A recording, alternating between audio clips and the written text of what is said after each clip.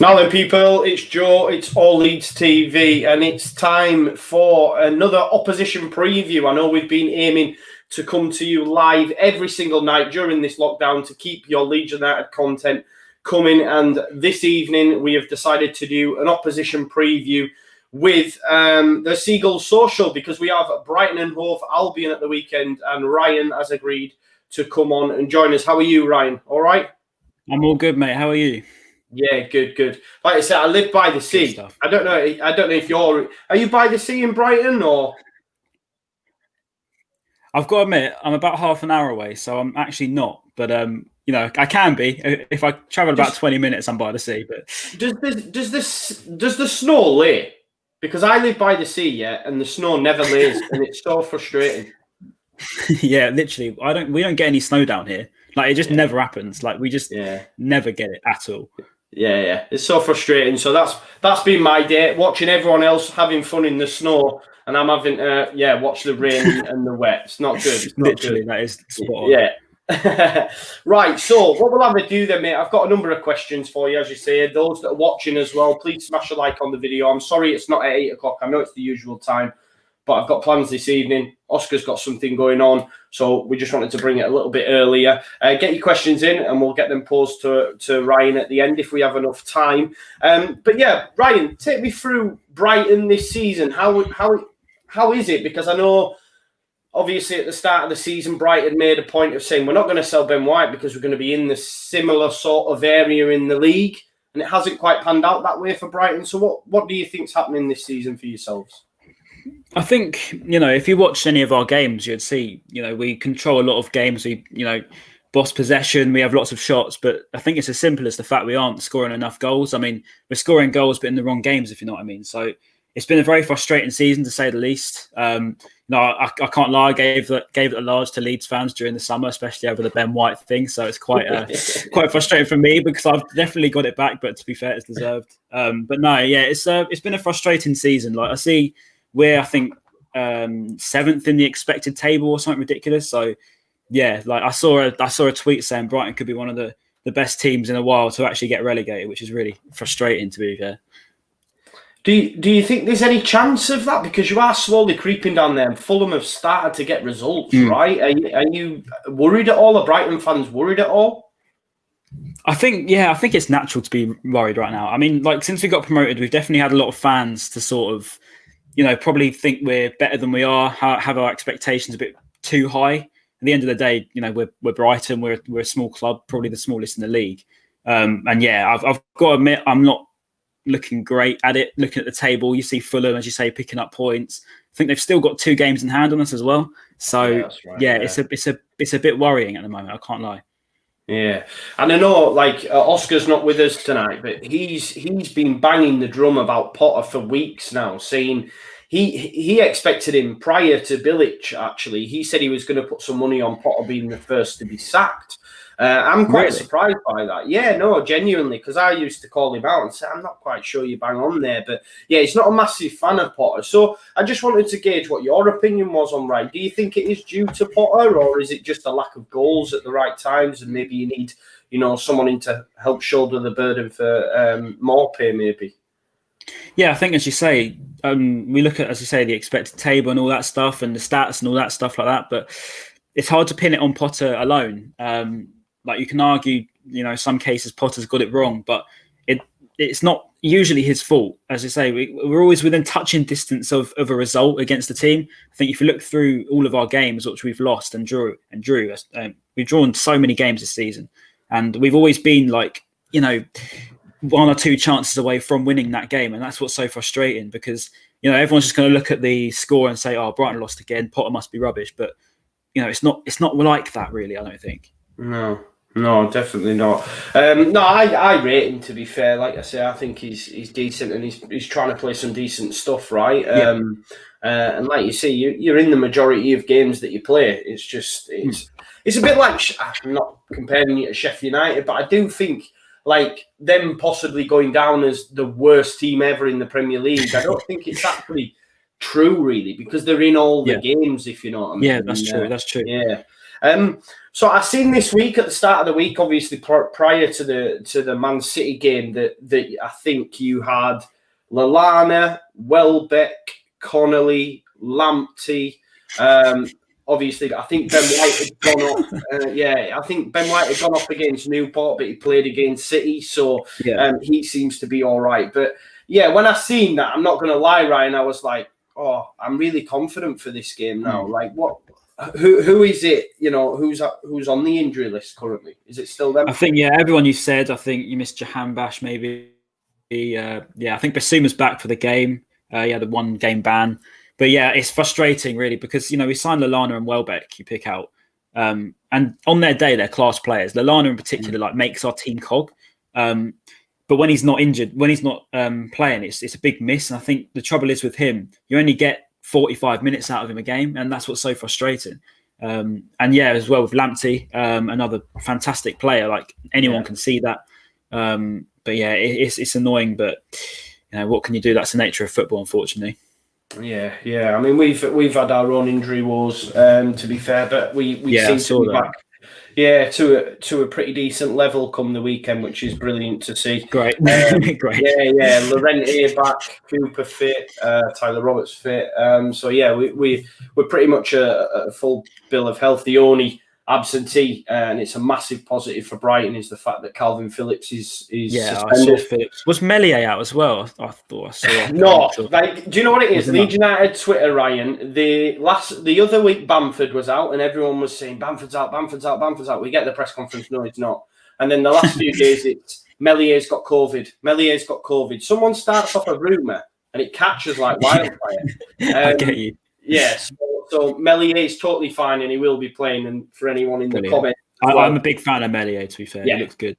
Oh, really, really good. That's quite unusual to hear, because the majority of fans that I speak to see him and think, oh, he's a bit flappy, etc. He's a bit flappy, but he makes some good saves. He keeps you in games more than he probably costs you games. That's what I think. Yeah, exactly. That's what I'm saying. I've made the point 1,000 times. It's like, even the games that we've lost, we could have easily or arguably lost by bigger score lines if it weren't for Meslier. And I mean, the second choice, Kiko Casilla, who was in against Crawley, is absolutely shocking. Yeah, it's not great, is it? No, I can definitely say would be a lot lower down the table if we had him in goal for the majority of games that we've played this season. On Ben White, then, obviously we've had a few people already in the comments just saying, Ben White's Leeds, and he is. Oh God, the amount of times I've been sent that, mate, it's absolutely ridiculous. Oh my God. Just, can I get your opinion? Like, genuinely, I know it's a Leeds-based podcast chat, whatever it may be, but genuinely, what was the opinion on the hashtag Free Ben White stuff in the summer? I've got to be fair, like, I engaged with it all, so I can't come and say it was cringe or embarrassing because I was literally on it and lapping up the bites and all that stuff. It was just funny. It was a good bit of banter as well. Like, even I've got my Instagram. I always try to bait a few Leeds fans, and it normally worked 10 times out of 10, to be fair. So, but no, it was just a bit of fun, and I've never liked Leeds. I can't lie. I've always had it in for them, especially since that Ben White thing. So, it seems to have heated up that sort of mini rivalry that we've managed to establish ourselves now. But it was funny. And Ben White, he's a decent player. Like, he's come with a massive reputation because he was at Leeds. I think, Leeds are one of the most passionate fan bases in the world, and they've made it so big about Ben White being this. You'd think he was like Maldini, but he's been all right. I mean, to be fair to him, he's been playing in midfield and right back, so it's not really his fault that he hasn't been as good as he can be. But I suppose you look at our team, when Lamptey's been out, he's probably our next best alternative, which says a lot, because Veltman's the other one, and he's very hit and miss. So, yeah, I like Ben White. I think he's a good player. I think he's a long way from what he probably can be. I think he's a long way off it, but he definitely has potential there. Yeah, it's quite interesting to hear, Ryan. Obviously, I know he's been playing a lot out of position, and it is really, really interesting hearing you say he's an okay player, he's a good player, because at Leeds United, genuinely, He was the best defender I'd seen since the likes of Rio. Really? He was that good, genuinely. Right. On a week-by-week basis, he was just... honestly, I can't express just how good he was and how gutted I am as a fan that he's not still with us, genuinely. And it's mad to hear you just say, oh, he's okay, he's all right, you know. Like, I think maybe the difference is there. He played in the Championship, you know, and he made the step up to the Premier. You got to think he's 23. He's come to the Premier League. He's played out of position a lot. He's got to, you know, settle into that Premier League. I'm not doubting his ability, but I'm just saying right now, you know, as I say, he's 23. He's new to the Premier League. He's never played in the Prem before. It's probably the highest level he's played at. So, you know, he's got a long way to go. But yeah, I do like him. You can see he's good. But right now, I think Adam Webster, Lewis Dunk are definitely our best options. Do you think then possibly obviously there was figures banding around about 30 million. Do you think maybe you should have cashed in possibly as a fan? I mean, you could say that, I guess. But then I suppose for the club's sake, we know that because of maybe the media hype that he's got off Leeds fans in particular, you sort of know that his price is always going to be quite inflated because of that. He's also English. And don't get me wrong, he's a great player. So, you know, his price is always going to be quite high. So if we accepted 30 mil in the summer, we didn't know what he's going to be like for us. Yeah. And I see some of the comments saying it's because he's playing Potter ball. But, you know, I don't know. That's a harsh one because Potter plays very similar to how Bielsa does, apart from the fact he doesn't attack for 90 minutes. But like he plays that expansive sort of football. But yeah, 30 mil now, maybe I'd take it. But then I think it was the right decision not to. But as you say, it's hard to sort of say he's worth 30 mil now because, you know, what's he worth in 3 years' time to us?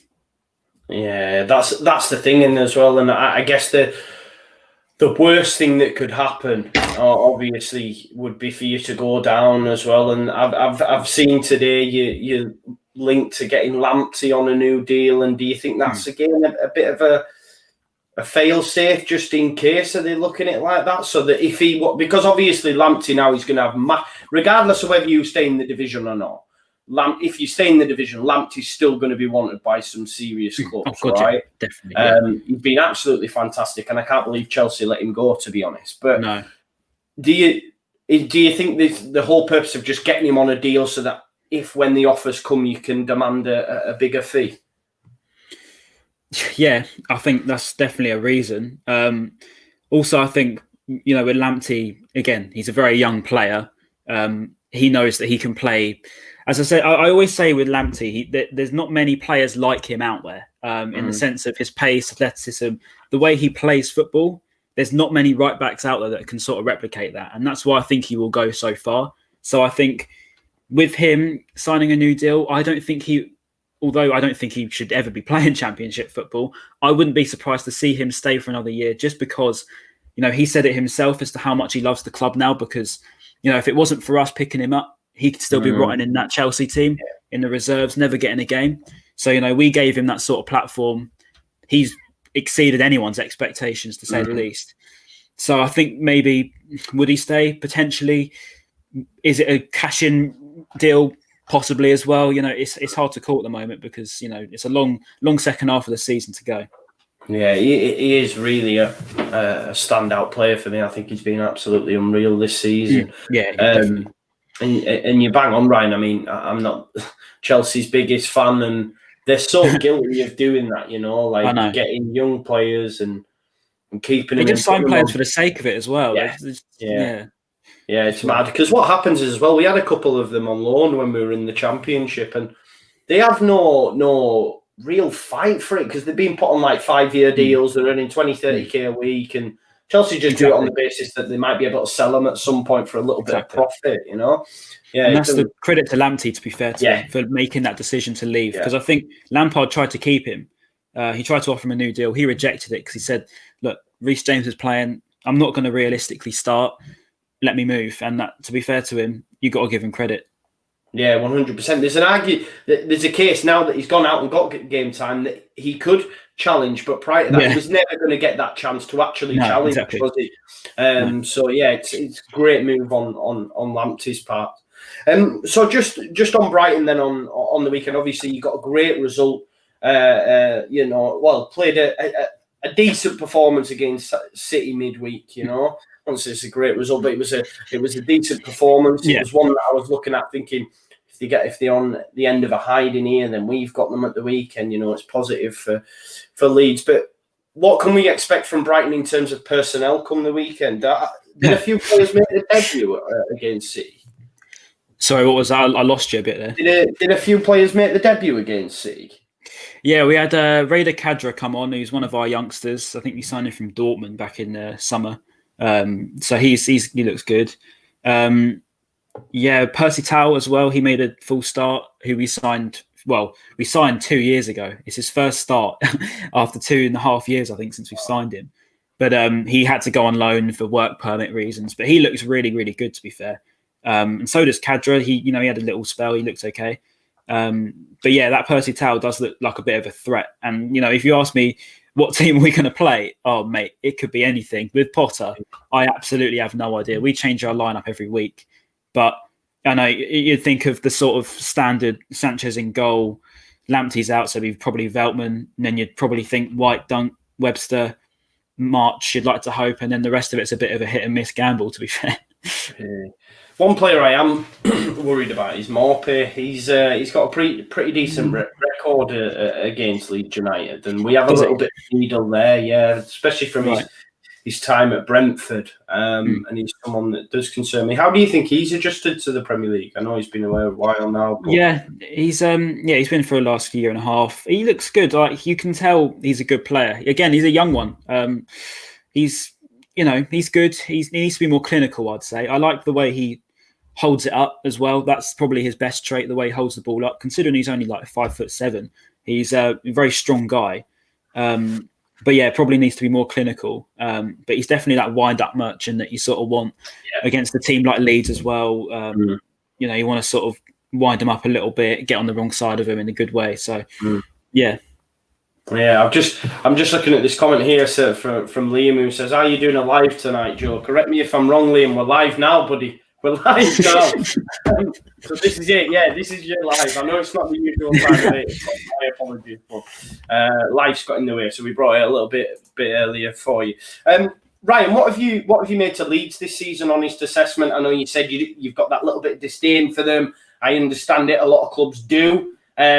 Not like Leeds, and that's fine with Leeds fans, I think. But how do you think, like, taking your Leeds hating hat off, how do you think we've done this season?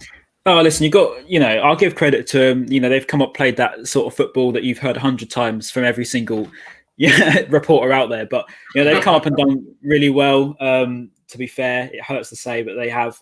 The only thing that sort of I think about them is the fact that your defence just seems to get left behind. So that's probably the one thing that I think we can hopefully capitalise on. Hopefully we play a bit of pace up front and can try and deal with that. But yeah, the high pressing sort of football that you play is, very dangerous, especially to us. We do normally cope, and I don't want to jinx this because I know I will, but we do normally cope with high pressing football okay. So let's just hope that I don't jinx that. But yeah, no, they've looked good, and to get the amount of points you have so far this season says quite a bit. So yeah, it's just about how you now hold on to it, because obviously it's the second half of the season is probably the hardest part, and especially with Leeds' track record of second half of the seasons haven't always been particularly great. So yeah, if you can hold on to it, then you'll be looking pretty strong. Yeah, I mean, is this the Bielsa burnout that you speak about, or just Leeds in general? Well, in general. I mean, going all the way back into the Championship, I'd always remember you sort of bottling it halfway through the season. I remember in particular our Leeds, our promotion season, and you guys were all singing it, giving it a large to us. I think when you beat us 2-0 at Ellen Road that season, and you were all giving it a large for saying, "Oh, you won't come up, you won't come up." And I think you were third and we were second, and we ended up finishing second and you finished seventh. So that made me laugh a little bit. But yeah, that's probably what I'm basing it on. It's understandable. Leeds are falling apart again, mate. We get it. Yeah, that's the song. That's the song I've sung a few times. Yeah, in the Championship, it was pretty prevalent, and some of my most painful memories are walking back to the car, hearing the away fans singing that song. But we're over that hurdle now. We're back in the Premier League after 16 long years, and like you say, we've adjusted to it really well. and yeah, playing some really decent stuff, which is great to see. Like I say, on the weekend we will have Llorente back, Cooper at centre back. You'd hope that Luke Ayling's probably back in his preferred position at right back, Stuart Dallas at left back. So we will be a lot stronger there. What I will say, like, I don't know if you know this, the last time Calvin was out, we conceded 4 against Leicester and conceded we conceded really? 4 against Palace. So Wow. 8 goals in 2 games, consecutively. So I'm a little bit worried from that perspective because we won't be scoring 4, so don't worry about that. That ain't gonna happen. No. Well, we'll have to wait and see. From a Brighton perspective, is there anyone you would like pick out for Leeds United fans that we need to be really wary of? Obviously, Lamptey on the side, but I mean, you can look at our defenders and midfielders if you want. You can look at Ben White, Bissouma, Duncan, Webster, and all that. But you come forward and you're probably thinking you don't have too much to worry about. But I think Percy Tau's given us definitely a little bit. There's something different. He's very fast. He's very pacey. He's very, has a bit of skill on him as well. And that was quite good to see because we haven't had a player like that since Anthony Knockaert. And it was quite nice to see someone actually take on a player and beat him for once against City. So hopefully he can give us something. Mopé has been really out of confidence recently. He's been dropped a few games. I think he walked off the pitch against Man United, was it?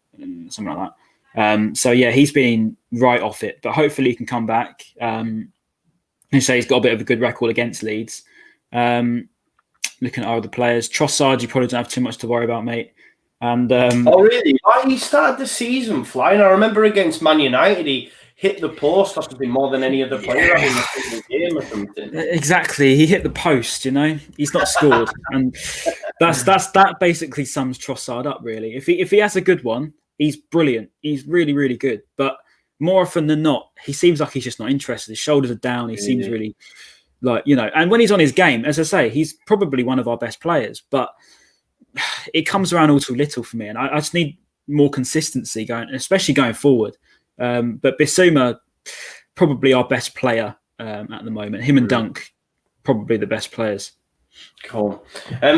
So yeah, look out for Bissouma. Like you say, he's been another great player for Brighton. Craig says only concern he's got is on set pieces. I don't know if you know, Leeds' record on set pieces is pretty woeful. Until Melier started to come for them, although like you said, he's a little bit floppy. He is actually coming for them and connecting with them. Prior to that, he wasn't coming for anything, and we were conceding all the time. But are Brighton notoriously great at set pieces? Do we need to be wary from that standpoint, Ryan? Mate, we're literally the same as you. I think we've conceded one of the worst in the league. So right, okay. As long as you win a header, it's probably gone in. And with us going forward, I mean, we've got better now. We've got Duncan Webster, to be fair. They always seem to get on the end of it. But those are the only ones, really. I mean, considering we've got Dan Burn and he's 6'7", the guy literally never wins aerial duels. It's ridiculous. So, really? Yeah, he's just got the height and everyone thinks he's good. But then, you get him on the end of a header and it's gone miles over the bar or he hasn't even touched it. So, yeah, you haven't got too much to worry about, I've got to be honest. Oh, that's good, then. That's good to hear, mate, because that's our Achilles heel, to be fair. Ryan, from a Leeds United perspective, is there any sort of players you've looked at this season and been surprised by, or is it more about the collective for you? I must admit, Bamford has really surprised me because I remember him in the Championship. And I think he was at Derby at one point, and he was really good then. And then he sort of fell apart. He came to the Prem, and he completely flopped. I can't remember. Was he at Palace? Maybe I think it was. Yeah, Palace. He's been all over. To be fair, Norwich. Yeah, yes.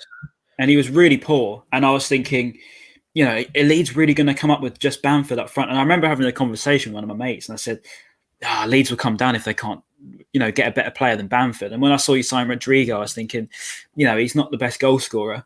But then, to be fair, he's come in and he scored, 8, 9, 10 goals now? 10, 10. So, yeah, he scored a lot of goals. And he's probably been the one that surprised me the most just because, of how much I disregarded him, to be fair.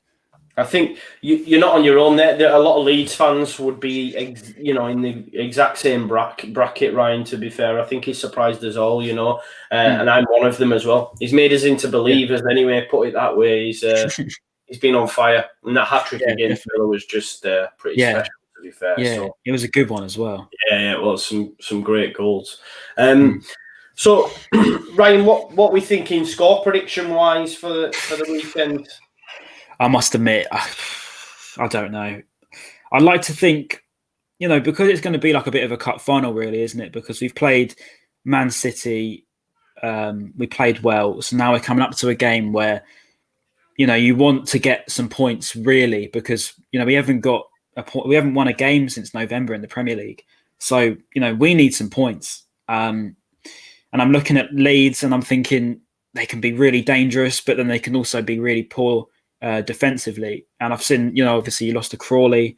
You've lost a few big games recently. So I'd like to hope we can try and get a win, but I'm going to go with the draw. Let's say 1-1, but I don't think it will be.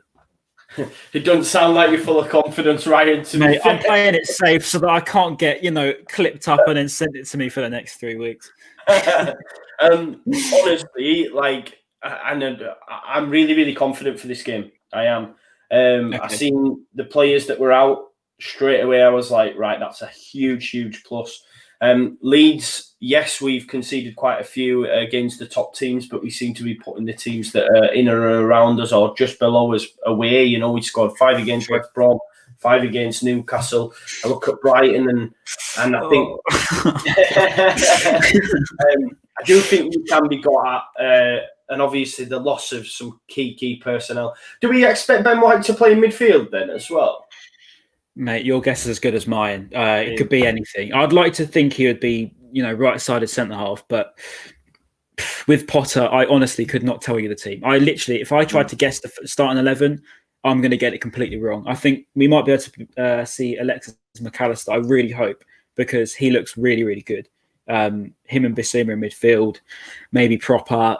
I'm trying to guess now. I'd like to see Tau, Mopé, and then probably Trossard, I think, would be the most likely team, if anything. As long as we don't have Dan Burn start and have a bit of confidence.